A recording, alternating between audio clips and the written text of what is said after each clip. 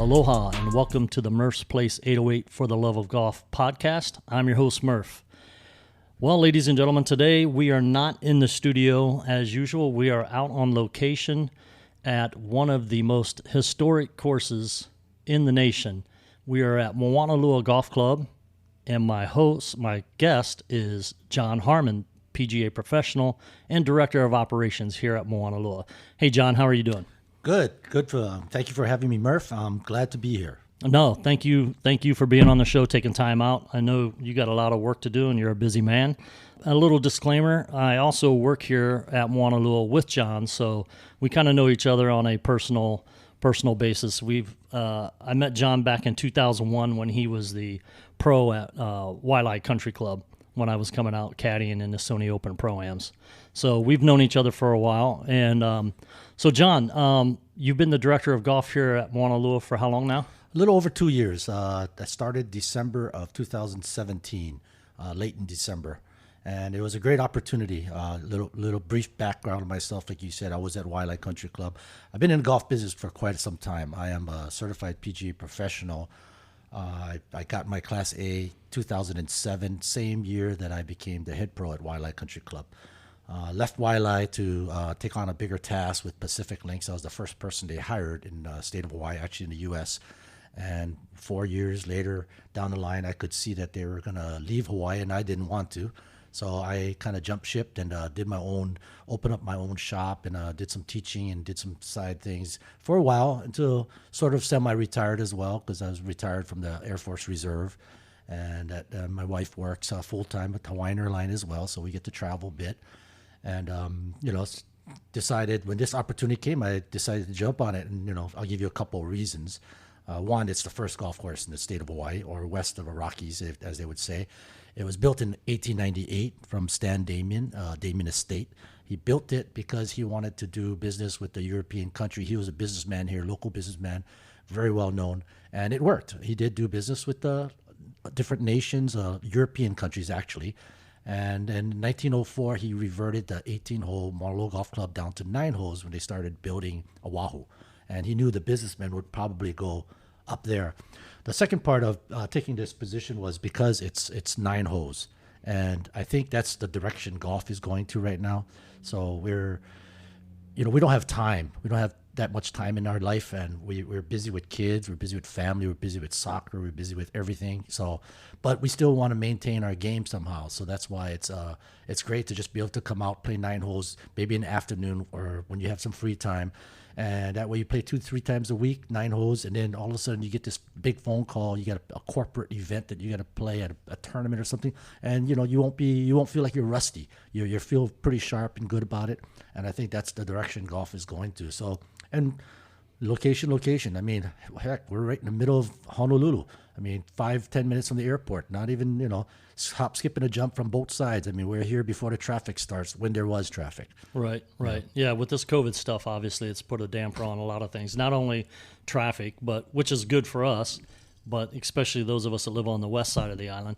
But also, it's kind of put a pretty big damper on the golf industry as far as courses not being able to make as much money as they used to when they could hold events, different types of events and stuff like that. That part hurts us because we were starting to ramp up on having events, and I like that word, events. We didn't have golf tournament because we just have 9-hole event, and the way I sold it and pitched it to a lot of people were, you just have 50 to 60 players come out, play 9 holes in the afternoon, and come inside, whole mully with everybody, talk story, have fun, have a couple of drinks, and you're home. And we're talking about 2.5, 3 hours, not 4, 5, 6 hours like main golf tournaments. So that took a damper on us because we were starting to hold more of those. But in the whole retrospect of the golf industry, yeah, we took a big hit because, as everybody knows, Hawaii is a tourist destination, and 60% of the golfers playing golf in most of the golf courses were tourism. Right. All our tourists. I mean, all the tour buses are gone. All the big golf companies, they're not even around anymore for a while. And that's, 60% of the higher end paid customer, which hurts a lot of people. Fortunately for us, we never really had tourists here. Being a local, being a 9-hole small community event. Yeah, but you did. I mean, if I recall, right before the COVID stuff, you started. You had a couple connections with guys. Yeah, we had ABC Golf starting to bring some people, and my thought process was trying to get them to bring them here as the warm up. Once they get off the airplane, they come over here, shake off their rust. They've been riding for 9-10 hours, and then they come play 9 holes. Because normally those flights from Japan or Korea, they come land about 11 to 12, and that's when you have all the customs and everything.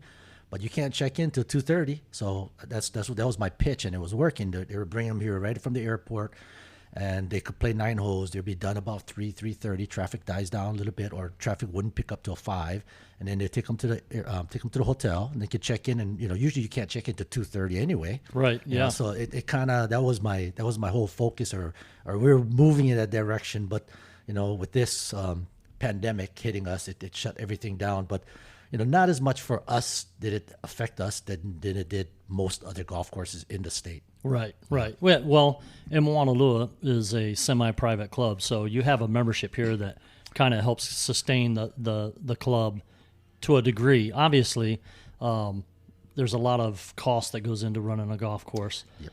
And fortunately, I think you told me before that there's members that actually volunteer some of their time to work on different aspects of the course. Yeah, we talked about, on our side notes, we talk about how the courses, the maintenance of the course has gotten much better. We got blessed because we don't have a full irrigation system, so we need the rain to keep our fairways green, which it's green. And we've been doing a really good job with the greens itself. And for a small staff or a crew of the maintenance staff of 3, plus myself, plus a lot of members that come out on their own time to volunteer, to cut a tee box, to trim around the hedges here and there, what they see. And we talk about it, and I always thank them and I appreciate them. I would prefer not to have them out here because, like I said, you join as a member to play and enjoy yourself. However, at this point, I need their help. I do need their help because the maintenance of it is just tough. 3 guys running a 9-hole course is unheard of. Yeah, that's probably a very minimal amount of guys to be able to do it. Actually, that's really not enough to do it. Yeah, it should be at least 5 or 6 at minimum. You look at 9 holes. A lot of golf courses, 18-hole golf course, they'll have at least 18 maintenance person and maybe a superintendent, so 19. That's kind of the number they work with. They may have an irrigation guy, so that's 20 people. Now we're 9 holes, so we got 3. Yeah. And so, but I'm blessed because they know what they're doing, and they do everything. They're not just specialized in one thing. They do everything for us. Yeah. We've got a very good maintenance crew here, and like I said, and like you mentioned, the greens are really, really good right now. Obviously, we're only watering the greens in the tee boxes, but the greens and your handiwork on the tee boxes with your specialized cutting that makes it look like a PGA tee box. Well, my good. background coming from Waialae or traveling with Pacific Links to go to the Masters, U.S. Open, you get to see certain things, and I think like I appreciate what you said. I do those tee boxes every couple of weeks or so, just to give you that feel. There's a little walking path. You get that look of it. And if you're at the tee box and it looks good, then you're not really worried about anything else until you get to the green. Right. That's the focus. And again, back to being a small club, again, semi-private, 200 plus members, not enough money. So we focus on the tee box, the greens, and we, in between, we hope for rain here and there. That's all it is. Yeah.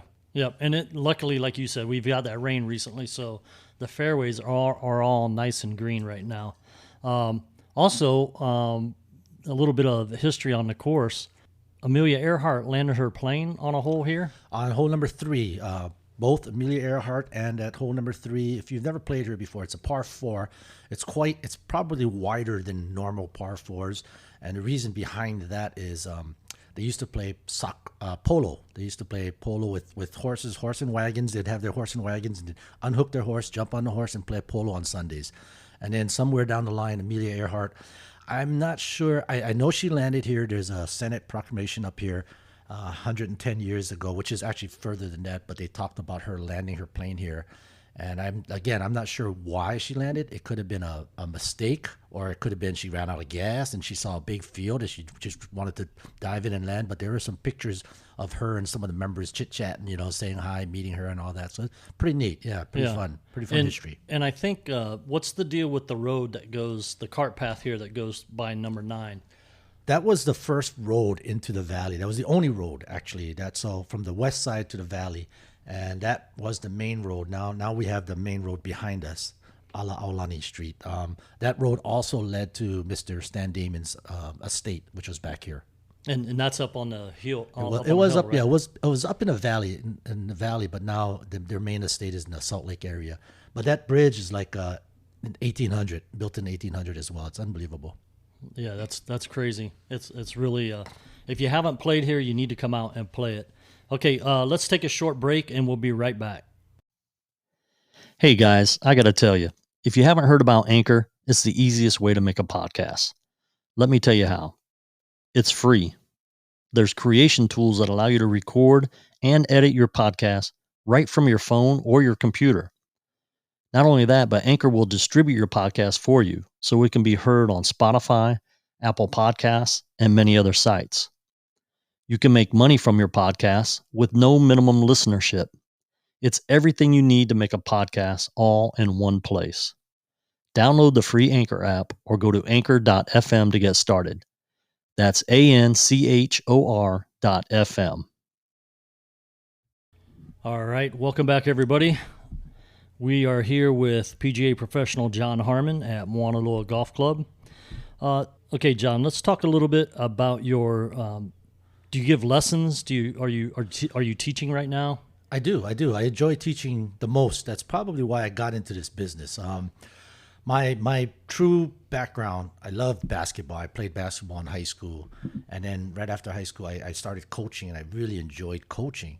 But then maybe I coached about 4 to 6 or 8 years, randomly, and I ended up coaching high school for a bit. And then what I realized is it wasn't the coaching that I really liked; it was the kids and the people that I enjoyed, and I missed them after they left.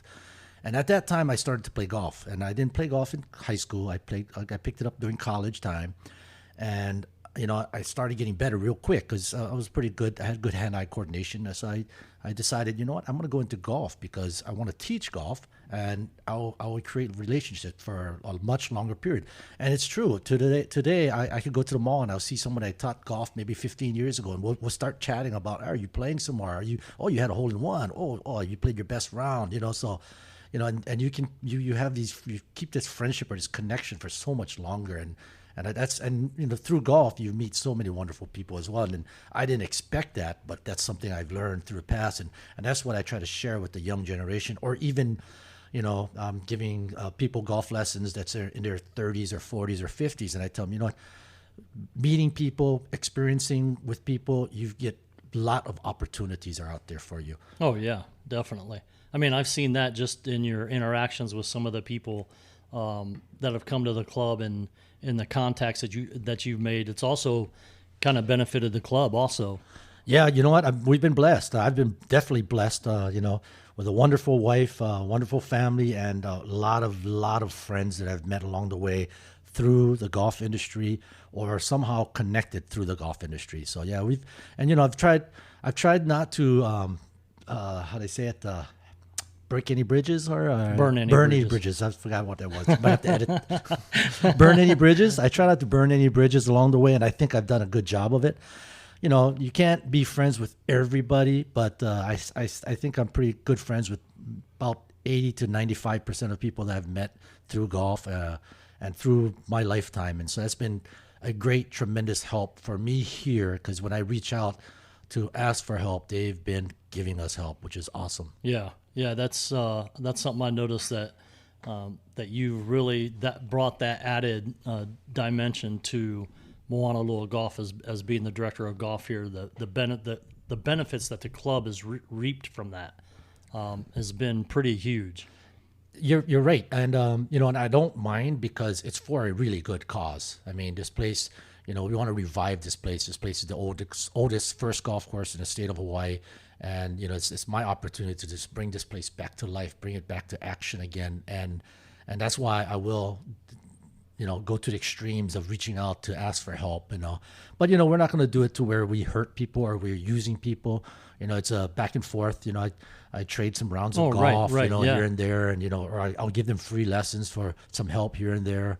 So, it helps. And, I have connections across the state of Hawaii. So some people would ask me to get them a tea time in a big island or something. So, and then in return, they'll help me out with some things here. So right. it's nothing is always for free, and you got to give back a little bit. It's kind of like the Aloha way, right? Exactly. Yeah, it's all about Aloha, and it's you got even people calling you and I'll just use the lawn people as an example, the guys across the street that they called you and wanted to take care of it. Yeah, you didn't even have to ask. Yeah, our street side yard is can be a burden with only 3 people on staff.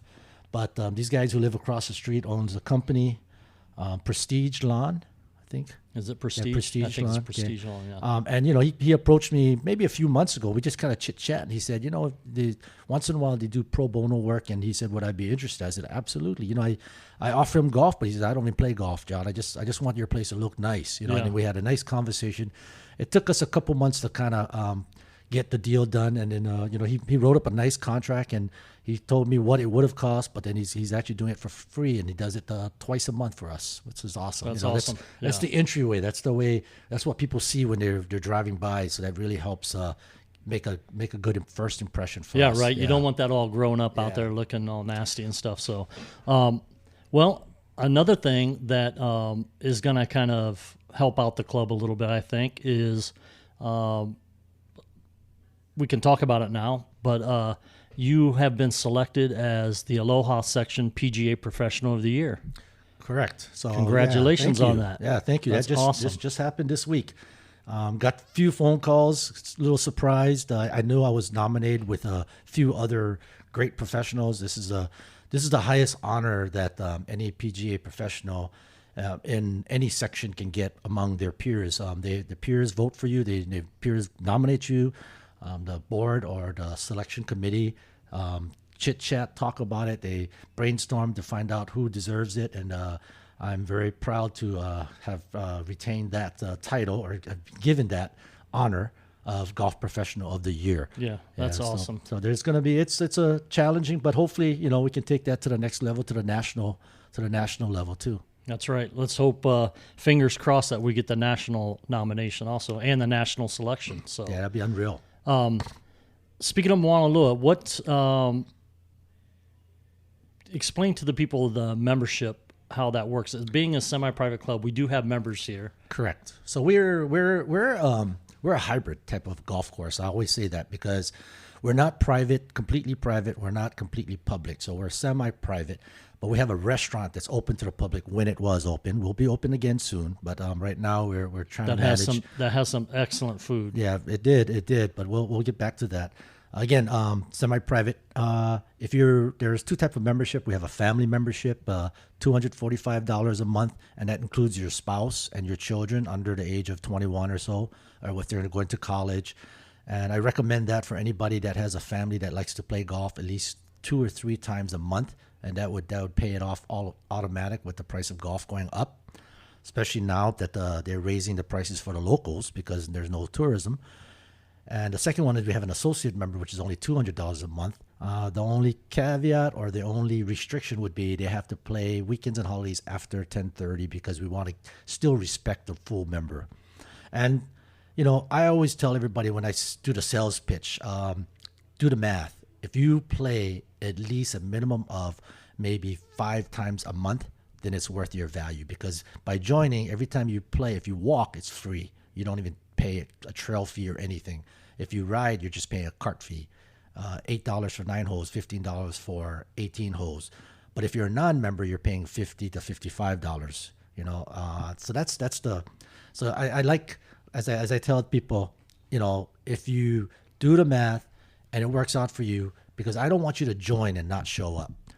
Playing golf, it keeps you healthy, keeps you young, gives you energy. It's gonna help you with your aerobic exercising. You're out here walking.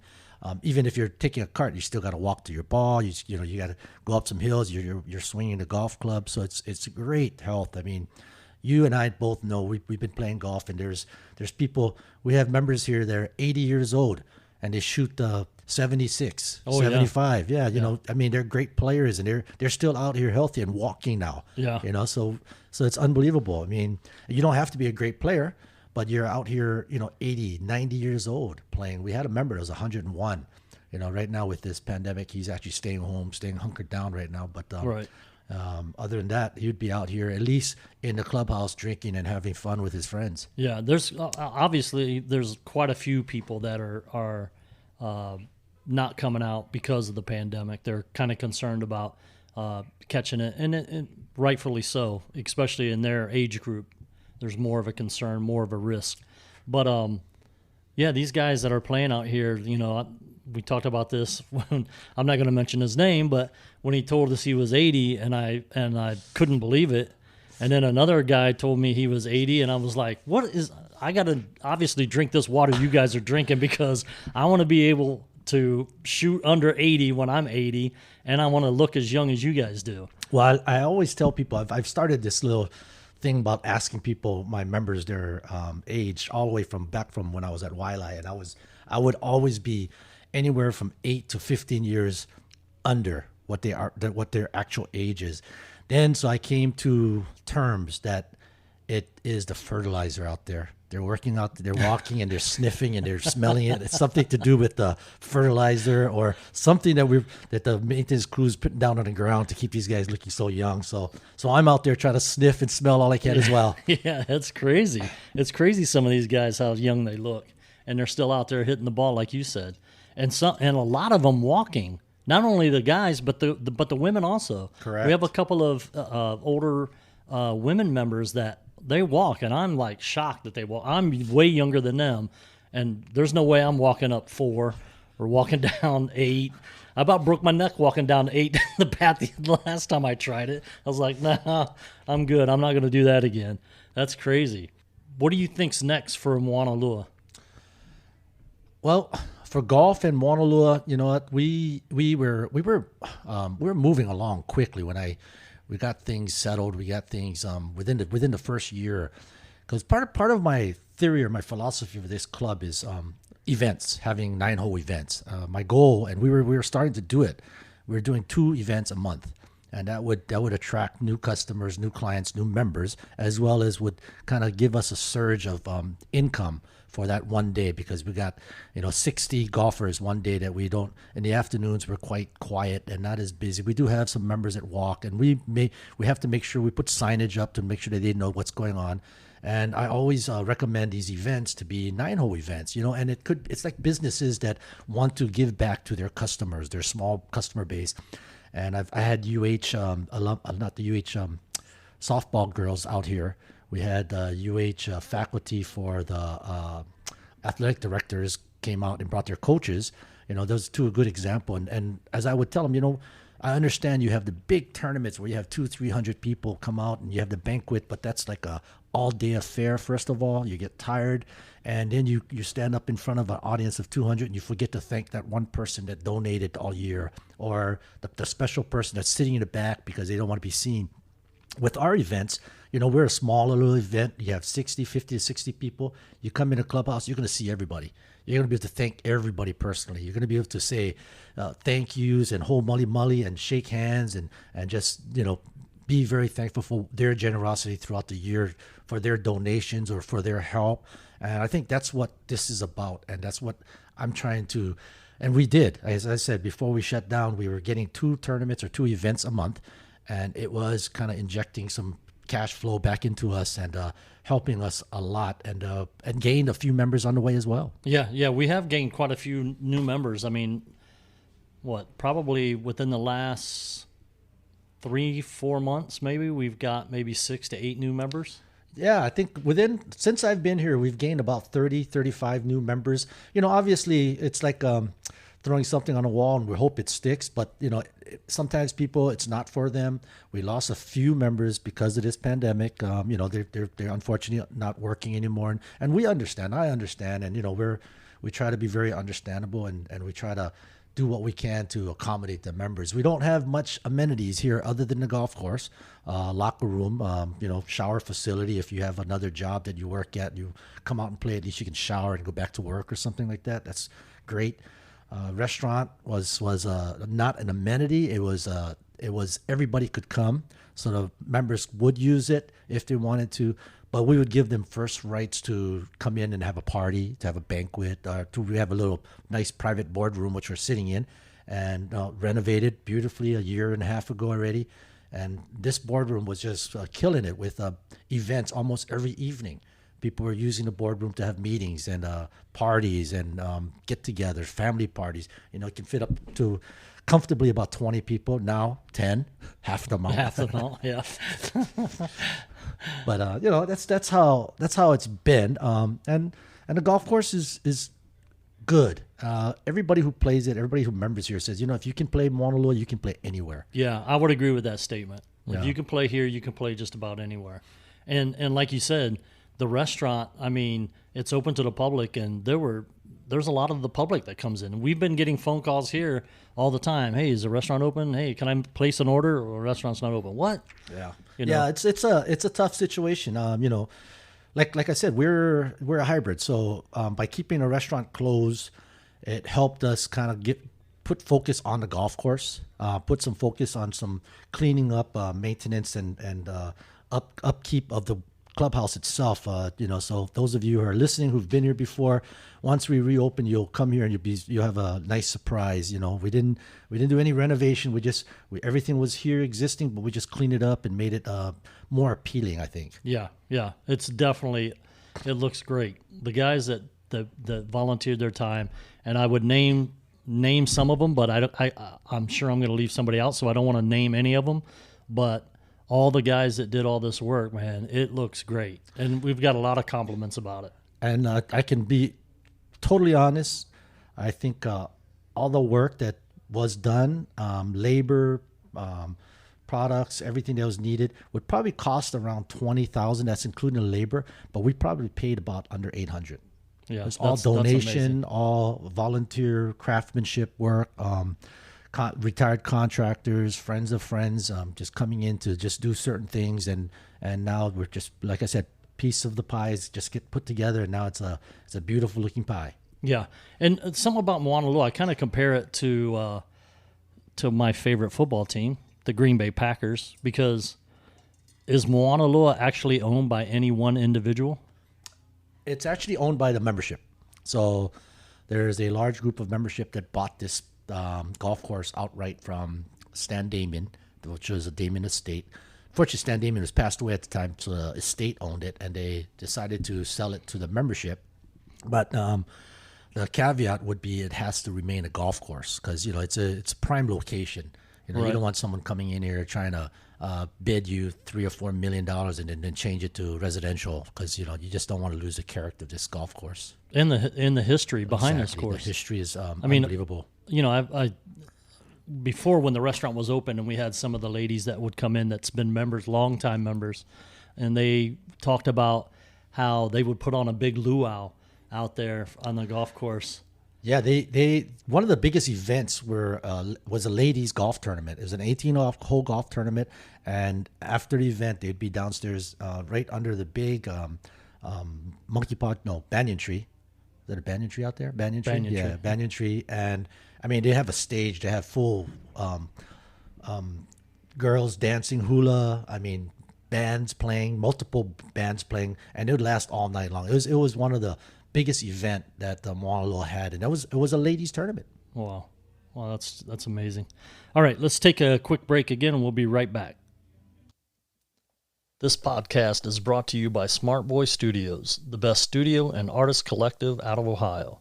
Smart Boy Studios provides recording, mixing, and mastering services, as well as any other audio post-production you need.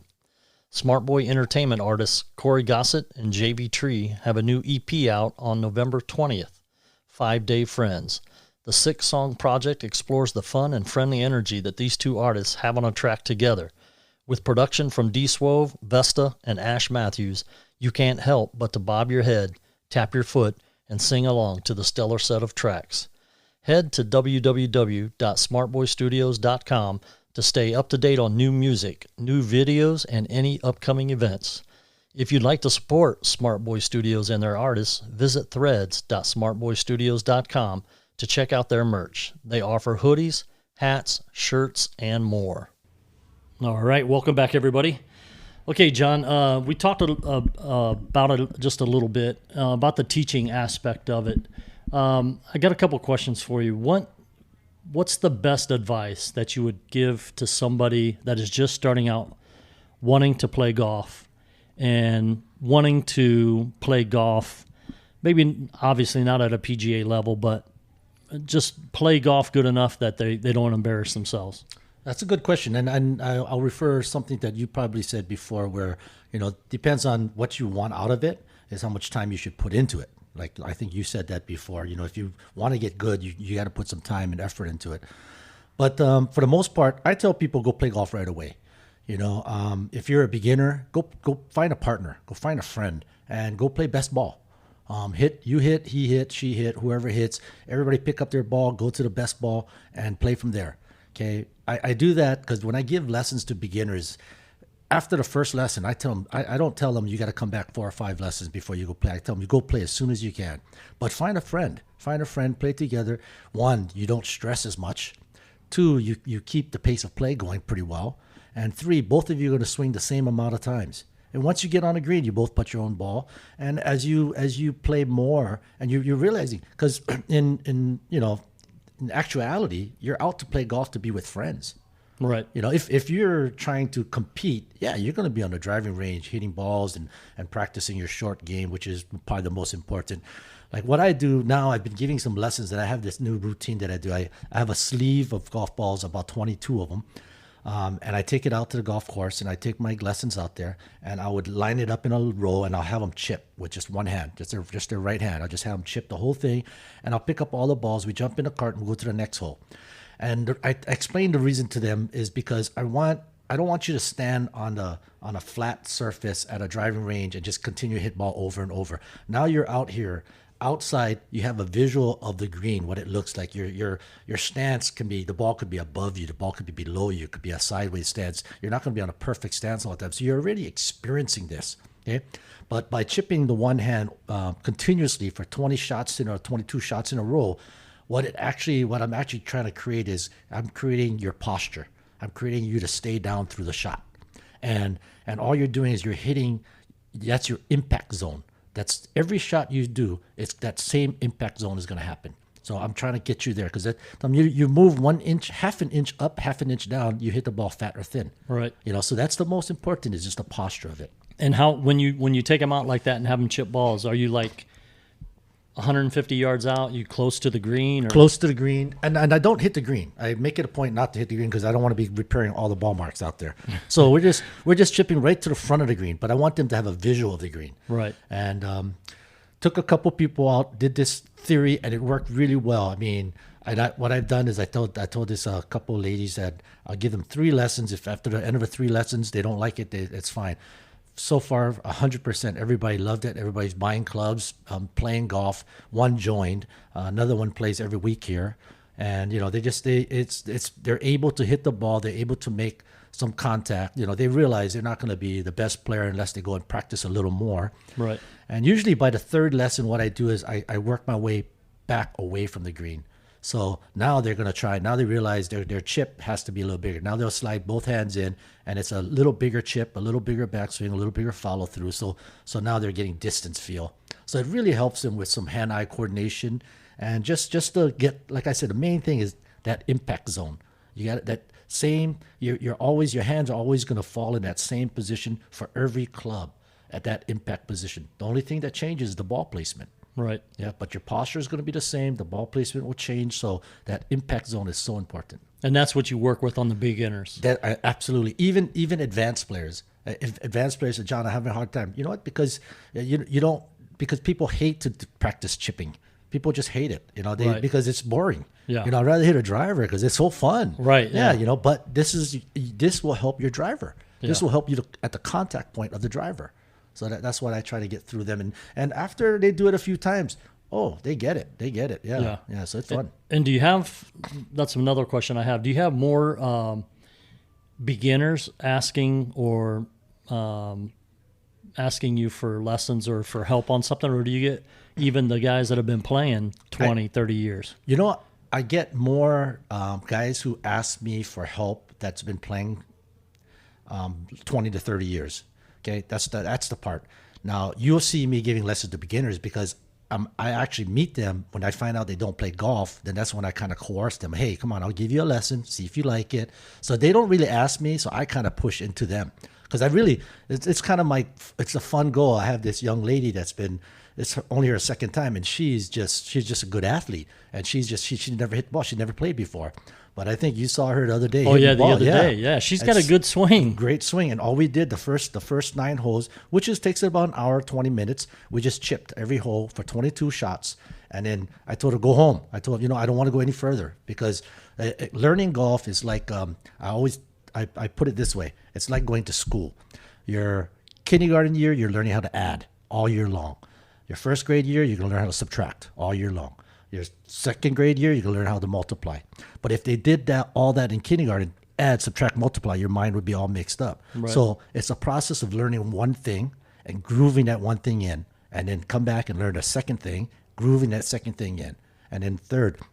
That's how most people get better faster. If you have 3 or 4 or 5 swing thoughts, which even I do sometimes because we overdo it ourselves. Yeah, right. Exactly. You gotta backtrack and say, I just want to do one thing.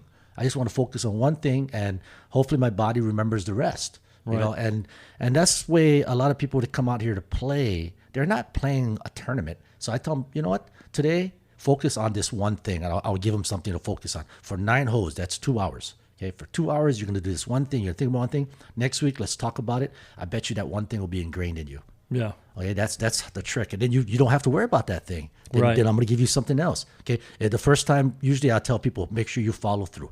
Hold your finish until the ball lands. If it's a good shot, admire it. If it's a bad shot, punish yourself by watching it.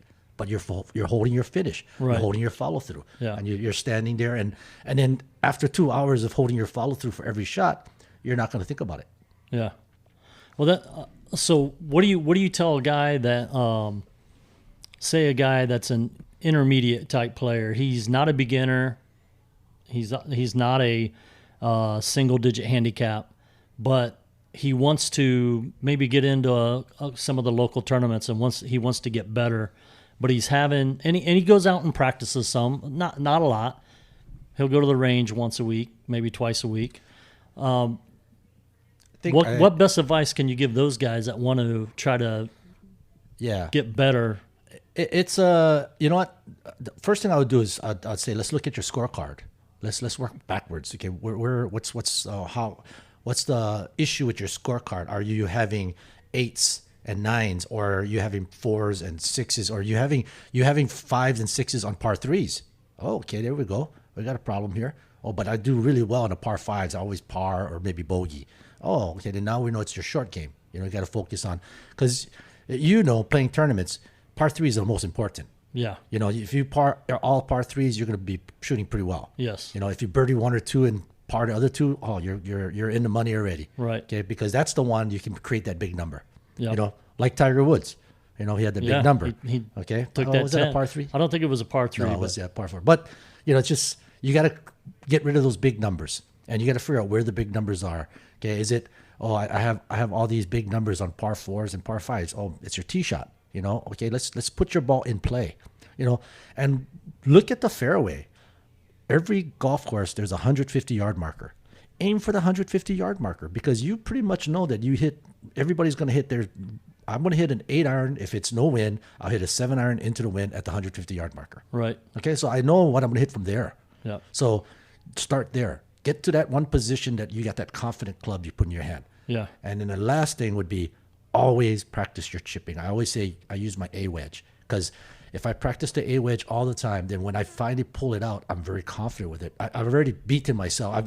I'm in control because I know I have confidence with this club. Hey, maybe 1 out of 8 I may not hit a good shot, but 7 out of 8 I did. Yeah. And thinking back, it was a par 3 that Tiger took the 10 on. Okay. Yeah. But I say the same thing. I mean, you want to when it comes down to crunch time and you need a go-to shot, you want to hit a club that you're comfortable with. You don't want to be trying something new or different. Oh, I always chip, like you said, with your A wedge. Well, you come up to a shot and you think, oh, maybe I should hit my 60 degree. If you're not comfortable, if you haven't practiced that shot, don't hit it. Hit what you're comfortable hitting. Yep. Yeah, just that's half the battle is being comfortable. That's more than half the battle. You got to walk up there with some confidence and some comfort, which I probably lack of right now, but that's my own issue. Yeah, I talked about this on the last podcast that my confidence issue right now is with my putter. Jesus, I can't make anything hardly with that freaking thing right now. But so let me ask you this: where do you think the golf industry is going? What direction do you think we're headed? I think we're actually having a restart. I think we've gotten to the point where we've lost a lot of golf courses across the country. I used to be on the board at the Lower Section PGA, and I traveled to the mainland and attended many of conferences and talked about how golf industry has gone downhill 2% every year, 2%. I never really saw it here in Hawaii because, again, it goes back to we were a tourist industry, so we were busy with tourism. But now with this pandemic hitting us, and we realize, hey, guess what? We got to take care of our core golfers, which is our locals right now, and we're starting to do that. And I find the interesting part is there is some write up saying that there are more junior golfers coming out now because they're tired of staying at home, so they want to get out of the house, and they want to play a sport where they're not touching everybody. They're not, hitting or breathing next to each other. They go out to the golf course. Golf's the perfect place for it. So it's a sad situation, but I think we've gotten down to where we've lost a lot of golf courses because we had too many. So now that number is a little easier number to manage on a sense of golf courses because, even in Hawaii, we're islands. You only have so many people and you only have so many golf courses. And if you split among all the people, and then before, when we had a tourist, you kind of push the locals out because the tourists would pay a higher rate. Oh yeah, they're paying more money, right? Yeah. So now I think it's a very, very good start. 2021, I think we're going to see progress, especially with the local golfers, the golfers around your own community. Mainland here, wherever it is.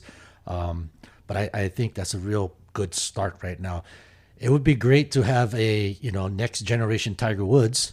That just gives a bigger spark because it's huge. Yeah. When people see that on TV. And what he did for the game was amazing. He took it to the top level and he took us down too. Yeah. And unfortunately, but that's part of life. And it's like I said, he built Nike golf clubs and he destroyed Nike golf clubs. Yeah. He still has the Nike products, of course. He's right. not going to lose that, but. When he didn't win and nobody bought Nike golf gloves, what they do? Shut down. Yeah. I think they're only doing clothing, right? Only clothing, not even golf balls anymore. Not even golf balls. Golf balls, shoes, and clothing. That's it, apparel. So, which is their claim to fame. So they got smart. We had a friend that was in the industry, and he said, that's smart of them because that's their focus. Now they can get more people in their gears, and people are seeing it. But we need a new Tiger. We need a young, upcoming, like a Ted. Yeah.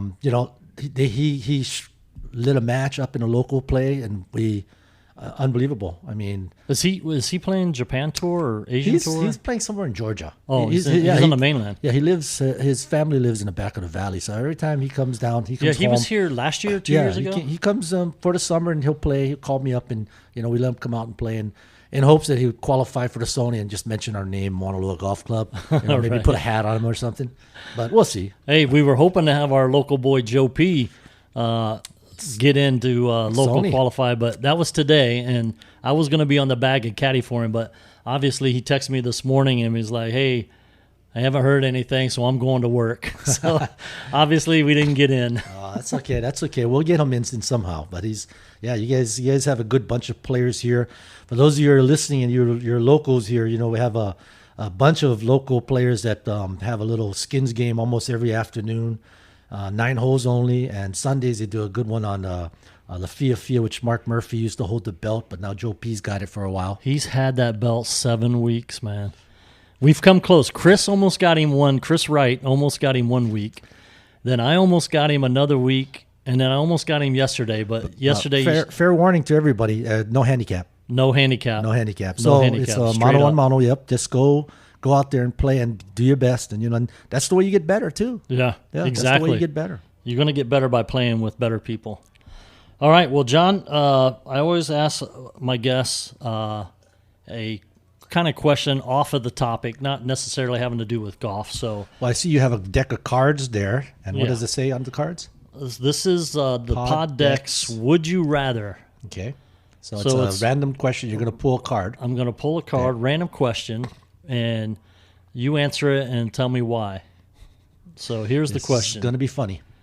Just picking a card. Yeah. All right, John. This isn't a very good one, but would you rather get a shoulder massage or a foot massage? Oh, that's. I would say foot massage because your feet is the most important part of your body, just like golf. I mean, shoulders it's nice to have, but I think foot massage would be the best. Yeah. Yeah.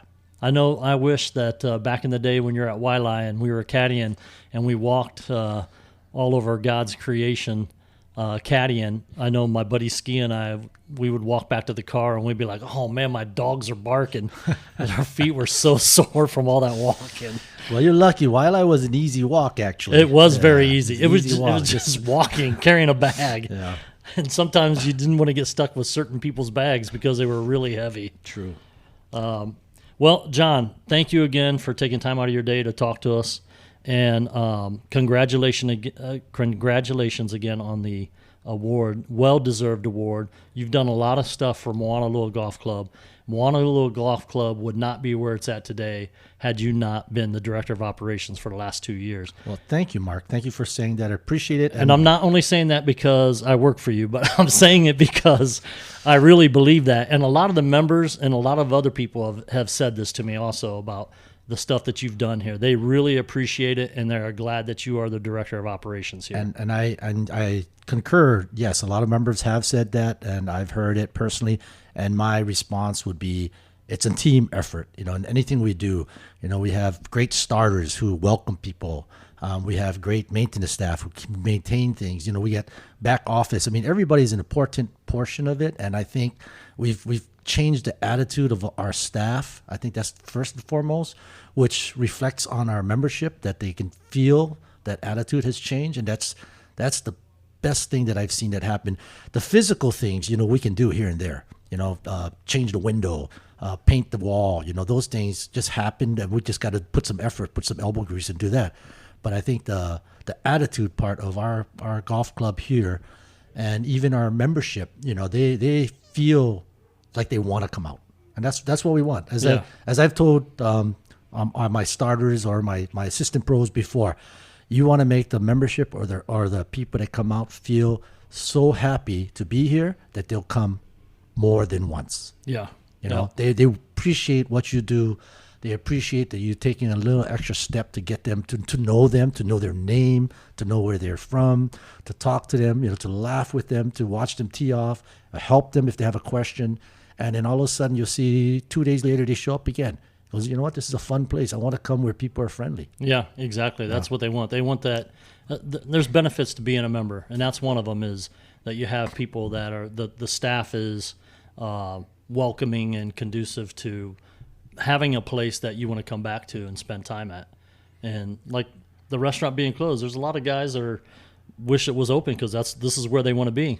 And like you said, we'll get it back open hopefully very soon. So again, thank you. And I hope everybody, if you guys have any questions or comments or want me to discuss any other topics, just shoot me an email at murphsplace808@gmail.com, or you can go to the Anchor website and leave me a voice message on my site there. And I hope everybody has a great week out there. We'll see you guys next week. And if you're playing golf, hit them long and hit them straight, but don't hit them often. Aloha, everybody. Aloha.